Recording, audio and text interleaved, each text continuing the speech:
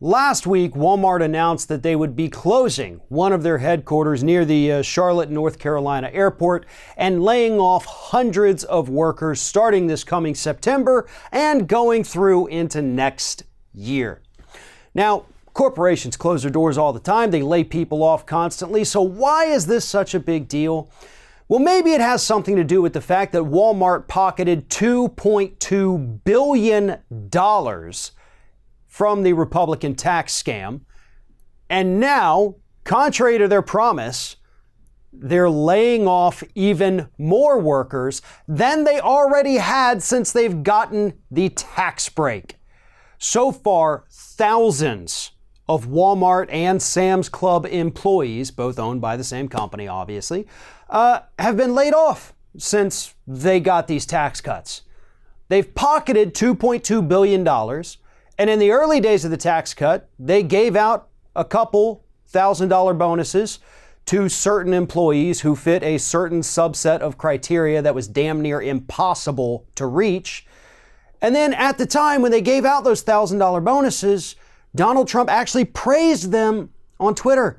And he said, see, this is great news as a result of our Tax Cut and Jobs Act, trying to point to Walmart as the standard of what corporations should be in the United States. Well, I guess other companies took this to heart because everybody seems to be following the same playbook right now.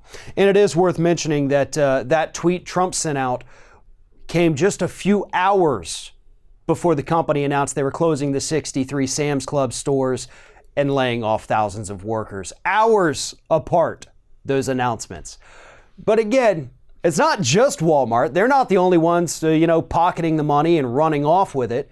You have other corporations who have done the same thing. Qualcomm, a tech giant here in the United States, spent $10 billion of their tax break buying back their own stock, and then they laid off 1,500 people. Kimberly-Clark, popular makers of things such as Kleenex and Huggies, they laid off 5,500 people, which is basically 13% of their entire workforce after pocketing huge sums from the tax cuts. AT&T is one of them as well. Countless companies in this country who had actually promised, they told us they were going to hire more workers, invest in their companies, give everybody bonuses and raises. Everyone's going to be holding hands and living in a utopia because of these tax cuts. Never happened. It never happened. Most of us knew it was never going to happen, but Republicans continue to sell us on that lie. This story, along with the Qualcomm story and the Kimberly-Clark story and the AT&T story and the story of every other company who's doing this, needs to be front and center on the campaign trail for the Democrats. Part of the reason is because most of these areas, not all, but most of these areas where these factories are closing down, the headquarters are closing down, these are red areas on the map. These are Republican areas. And they're the ones getting screwed over by the very people they put into power in D.C., and Democrats need to go and hammer that issue home to them. I know they know that they got laid off. That's not part of the issue.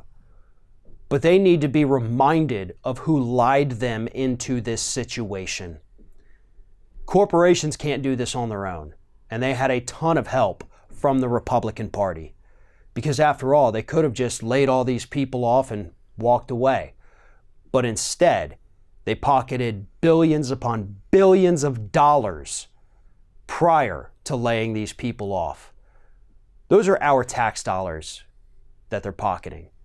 They're starving our schools, they're starving our infrastructure, they're starving social safety net programs, and they're doing it at the expense of the American worker. Thanks for watching, everybody. And don't forget, if you like what you see here, like, comment, share, and subscribe to our channel. And now you can also become a member of Ring of Fire and get exclusive early access to certain Ring of Fire videos all throughout the week. Just click on the little join button right below the video.